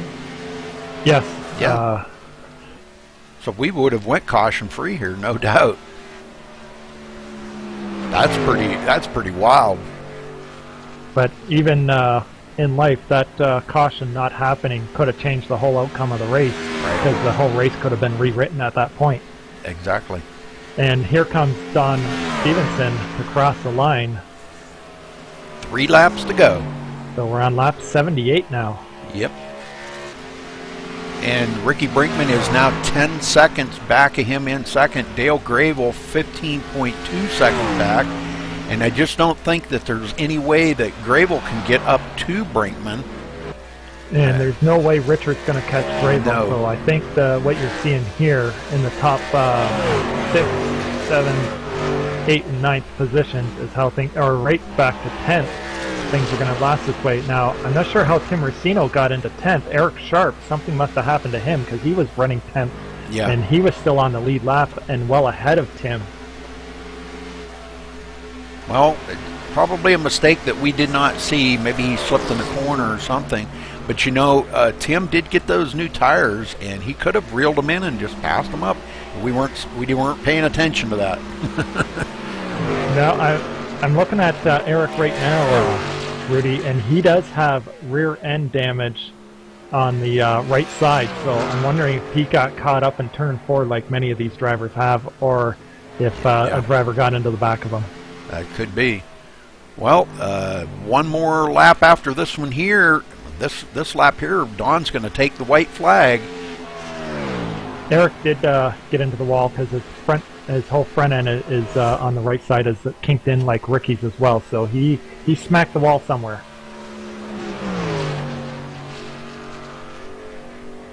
Well, it looks like, unfortunately, looking through the standings myself there, Rudy, I don't see any big race going on except for possibly Ryan and Richard, but there's a huge gap between them as well. all right, white flag is in the air. Don Stevenson out ahead of second place Ricky Brinkman by 11 seconds. So Don just in cruise mode here to bring it to victory lane today. Man, just outwitting these guys on pit stops, pit strategies, everything. Fast pit stop, 13.7 second pit stop. That's, wow, that's almost unheard of here. That's just unbelievable. Now this saying something. Bryce is running back in 12th, and Ricky just lapped him right now. So this is showing the gap that was in there, because Don Stevenson lapped him a long time ago. Yep. All right, the last turn of the race right here. Turn 4, Don Stevenson looking down the straightaway at the checkered flag, and Don Stevenson winning here at Indianapolis. Congratulations. And just to point out, Old School Motorsports put up a $10 bonus to the race winner here. So Don Stevenson, not only did he take the first place check home, he's getting a $10 check from Old School Motorsports as well. So it's been a profitable race for Don Stevenson. It sure has. Ricky Brinkman coming in second, Dale Grable third, and Richard Holland fourth, Ryan Borges fifth. Man, oh man, what a race. I'm telling you, one caution.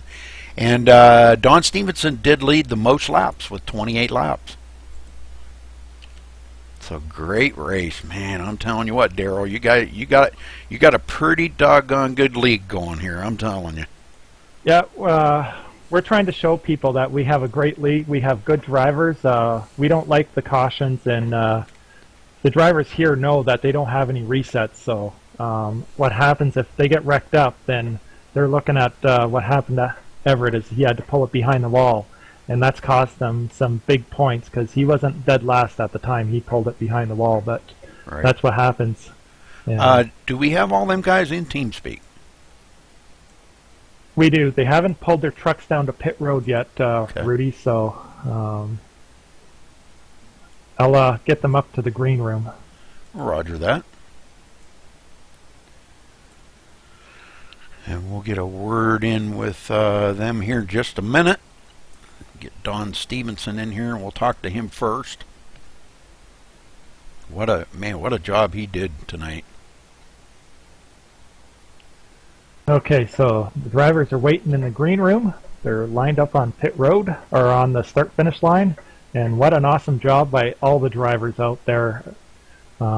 Everybody did a superb drive, and I can't say how happy I am. Just want to give a quick shout-out to you again, Rudy, for broadcasting our races, Nick Ottinger and Gale Force Racing, and George Bark and Bark's Competition Karting for supporting our league. Okay, let's get Don Stevenson in. Thank you. Appreciate that, Daryl. Let's get Don Stevenson in here and we'll talk to him first. Don, you got a copy? Yeah, Rudy, I got you. Holy smokes, brother. Man, the pit strategies that you worked out tonight just worked out perfectly for you.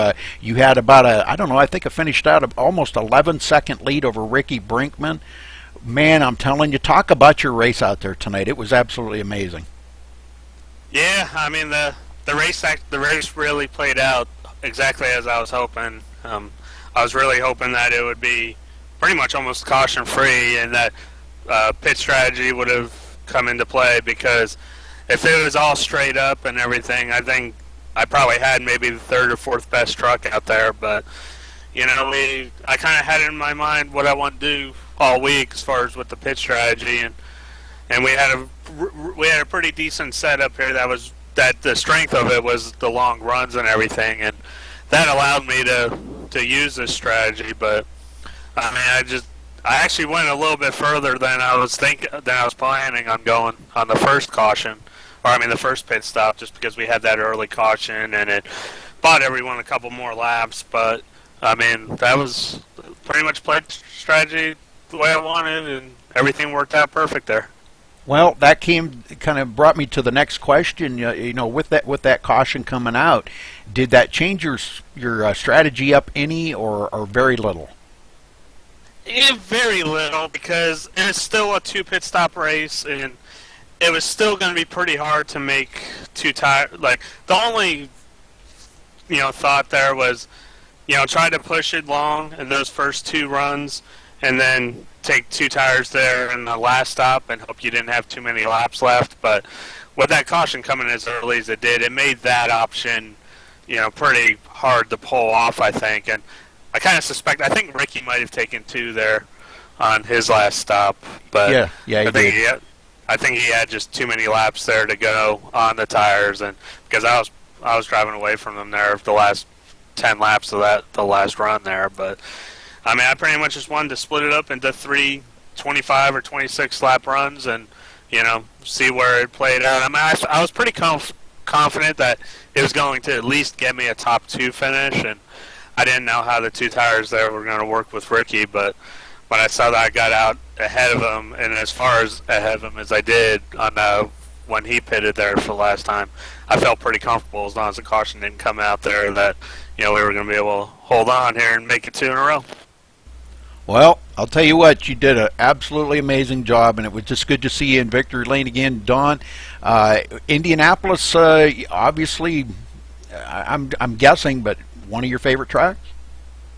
Yeah, Indianapolis has always been one of my favorite tracks. I mean, it's interesting enough, though, I've actually never run the trucks here at this track before this week, so the beginning of the week was a learning experience, and I really got to thank Eric Sharp and all the guys there with Storm Motorsports. They really came through tonight or this weekend here with a great setup, and it was a really good top 5 setup that was capable of keeping up a little bit there with Ricky, Dale, and John there. But we were able to just be patient and keep it off the walls there, and that was the most important thing. So, go ahead. You had a good run tonight there, Don, and you won some good money. So if you're looking for Christmas gifts, Rudy and I accept Christmas presents too. I might just have to do that there, but I got my wife here. I got a shop for her, and I gotta get her the best and everything. So, but I'll definitely keep you guys in mind there for Christmas and everything. Coming around the corner. Make sure we're in your will, okay? Oh, definitely. But yeah, I gotta thank the Storm Motorsports. I can't thank them enough. And now in here with this league, it's just, I mean, the I say it over and over again, but I can't stress it enough. The competition in this league is incredible, and it means a lot more when you beat these guys and you win one of these races, because these wins are hard to come by and everything. But I mean, make it 2 in a row, and couldn't be happier with that. And gotta thank my wonderful wife here and my great family that they support me with everything. And wish everyone out there and wish you guys Merry Christmas and Happy Holidays, and can't wait to see you all back in a couple weeks. All right, Don. Well, I just wanted to let you know you did lead the most laps here tonight with 28 laps too. So cool. Yeah. I figured doing the short pitting there, I figured if nothing else, at worst they'll give me a lap lead. And when I saw the advantage that I got there, I was like, wow, this should give me at least a top 2 finish, if nothing else. And then and then the gap, and then I short pitted even more the last run to kind of force Ricky's hand there a little bit, and kind of trapped him a little bit. And if I would have gone longer there, he would have gotten a bigger gap, and it would have been a lot closer, I think, at the end. But I mean, I couldn't be happier with how everything turned out tonight. Well, we wish you a Merry Christmas there, Don, and a Happy New Year. Thank you, Daryl. Thank you, Rudy. Same to you guys. All right, thanks for talking with us, Don, and again, congratulations on your win here tonight.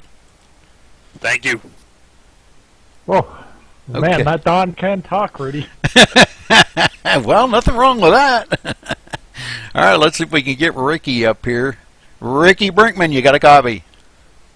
Yes, sir. Got you, Rudy. Well, you come in second tonight, Ricky. 2-tire change there at the end. What do you think about? Do you think that was a good call or bad? Yeah, I think it was a good call. The bad call was not pitting when Don did. I should have came in the same lap he did or the lap after. That's pretty much what gave me the second place right there. I lost it at that point. And then I was actually running him down. I probably didn't have enough time to get there anyway, but I was running him down, and then I put it in the wall with 10 to go, so that didn't help either. Yeah, we've seen that. Well, we didn't actually see you get into the wall. Daryl did go back and watch. He found it where you did hit the wall. But yeah, then you started falling back. You had closed that gap up big time. You were, I think, back almost 12 seconds behind him, and you'd closed it down to under 6.5. And then when you hit the wall, you just started fading back. But you still finished second tonight, Ricky. Just how tough a competition was it out there tonight? I mean, honestly, everything was pretty laid back. It was a really actually laid back race. Everybody was really forgiving and gave plenty of room and all that good stuff. Don just kicked our butts, kicked everybody's butts at fuel strategy. He had a good game plan ahead of time, I guess, and it worked out for him real well. Well, I'll tell you what, it was a great race to watch up here in the booth, that's for sure. You guys put on a heck of a show in one caution in 80 laps. That's amazing. That's amazing. That says a lot about the talent that you guys are showing out there, and the forgiveness. I want to throw that in there too, because that really does mean a lot. We've seen a lot of times where drivers, lap down guys were actually getting right out of the lane there where the leaders were coming by, and that respect means 80% of the racing out there. You don't want to stay in front of the leaders. Because there may come a day when that may be you coming around there and you don't want to get blocked, So, I mean, the respect out there really showed a lot by all you guys today. So my hat's off to every one of you. You did an outstanding job here driving today, Ricky. You bring it in second. Man, I don't know. You really drove the wheels off of that for 2-tire change. You really did a great job. Now you had Dale Gravel sniffing on coming up close to you. I'm sure you were doing a little mirror driving there at the end, weren't you? And further on what Rudy said there too, Ricky, we noticed that you and Dale and John and stuff, you were giving up positions to each other. Going through the turns and stuff. So we seen it wasn't just the lap drivers that were doing it. You guys were doing it as well. Oh yeah, it's if you spend time battling somebody, you just lose so much time on the track, you know. So it's just worth it to let them go, fall in line, and then get them back later on at the later point if you can. It's really not worth it just to battle lap after lap, door to door. It kills everybody's time overall. Gosh, I know a lot of drivers that you could try to teach that to, because I don't know hardly any that go with that. That's a good way to sum it up right there. Oh, Rudy and I enjoyed this race throughout too, Ricky, because it wasn't just your things at the front. There was battles going on throughout the race and stuff, and we had a good time, and we just want to wish you a very Merry Christmas and a Happy New Year, and hope everything goes well for you throughout the holidays, because Rudy and I had a great time broadcasting and watching this race at the same time. Yeah. Oh, yeah. Thank you very much, and Merry Christmas, Happy Holidays to you guys, too. And I appreciate everything Narn does, man. This is definitely the best league going. All the best racers I can ever think of racing with right here in it, so I'm very happy to be here. Anybody you want to thank tonight, Ricky? I thank my team FFR. They do a lot of work for me. I want to thank Narn for putting all these races on, and MaxSpeedTV for covering everything. Okay, Ricky, thanks for talking with us, buddy, and congrats on your second place tonight. Yep, thank y'all. All right, one more to go, Daryl. I'll let you drag him in here. There you go. Dale Gravel. Yeah. Yeah, you said you were going to be up in the front there, brother, and you weren't lying. Boy, you led, let's see, taking a look here, you led 11 laps tonight, so you definitely weren't crying wolf when you told me that earlier. So, but you come home third tonight, quite a ways back of the leaders, but you still had a great run. Talk about your race a little bit tonight. I was just basically not racing the track. I was racing the trucks in front of me, Don and Ricky. But, man, I just couldn't keep up with them, tell you the truth, man. It's just where there's a certain part of the run that my truck gets a little bit loose. And it did that time, and they was just scooting away from me little by little, and I lost them. And I said, man, that's not going to be good. I was hoping for a caution right there at the end. Didn't get it, so I guess I can be satisfied with third. I know I spoke with you after Iowa, and you were a little discouraged because you've had a bad run through Michigan, Chicago, and Iowa, Dale, and you were actually using this race on whether you should continue or not, and you came out with your fists flying, and you fought hard throughout that entire race. You did a lot of gentleman driving, too, with John and Ricky, and you guys were swapping around positions. You weren't actually fighting to where you could possibly take each other out. So how's your feeling after your performance tonight? Well, it's like I said, man, when at Chicagoland, I said, man, if something don't change, I don't know if I'll be able to stay in this. And finally I'm getting top fives and everything and leading laps, so I believe I'm going to be staying here probably the rest of the season. Well, that's a good thing. I'm sure Daryl's happy with that. You know, you don't want to lose good drivers. You know, and Dale, from what I seen of your driving here tonight, man, I'm telling you what, you three that finished right up there in the front, probably.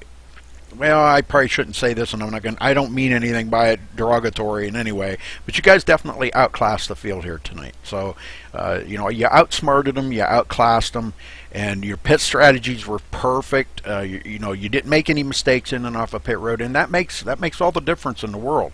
We've seen Nick Racino, I think, 2 times slid through his pit stall and had to back up. And that really cost Nick a lot of time out there on that track. You know, that's an extra second on pit road. And an extra second on pit road is a long distance on the backstretch. Yeah, tell you the truth, if you make the smallest mistakes and the simplest mistakes that you know that you should not do at that racetrack, it will cost you everything. It will cost you positions. It will cost you the race. It will cost you everything, even points racing as well. So you got to be spot on at that racetrack, as massive as it is when you're racing around that track. Now, congratulations, Dale. You earned that 3rd place finish, and you drove like you earned it.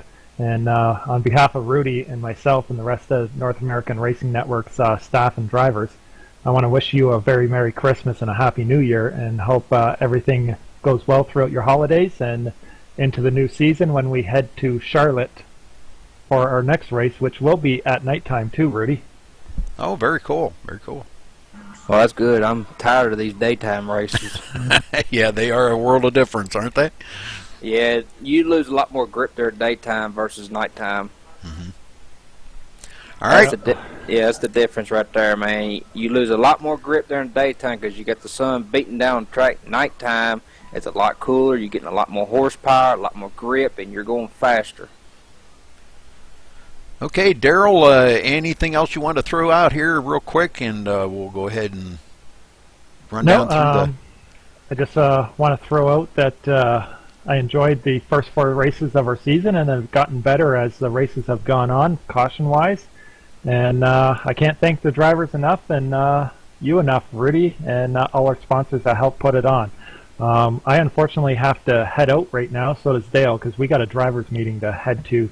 Okay. But thanks again, Rudy, and have a very Merry Christmas, and I wish IWCR and their race that's coming up right after all the best as well, and hope that they have a Merry Christmas as well. All right, thanks for talking with us, guys, and again, congratulations, Dale, on your 3rd place. All right, let's run down through the results real quick here, and we will get the heck out of here. All right, results. Don Stevenson coming home the winner here tonight. 9 lead changes in the race here, by the way, 1 caution. Ricky Brinkman coming in second, 10.8 seconds back. So great job by these guys out here running. Dale Gravel 3rd, Richard Holland 4th, Ryan Borges 5th, John Houston 6th, Nick Racino 7th, Martin Porter 8th, William Budd 9th, Tim Racino 10th. Eric Sharp 11th, Bryce Senesac in 12th, Michael Tibbetts in 13th, John Pensula in 14th, Phil Gary 15th, Ryan Keese 16th, Sal Accardi 17th, Dylan Acart in 18th, Everett Lane 19th, the last one in the field. So again, congratulations to our winner, Don Stevenson, I'll get it, at Indianapolis. And for North American Racing Network, this was MaxSpeedTV. We will see you in a little bit here for our 3rd broadcast of the day, IWCR Truck Series. So stay tuned for that here in probably about an hour and a half. So thanks for watching and stay safe.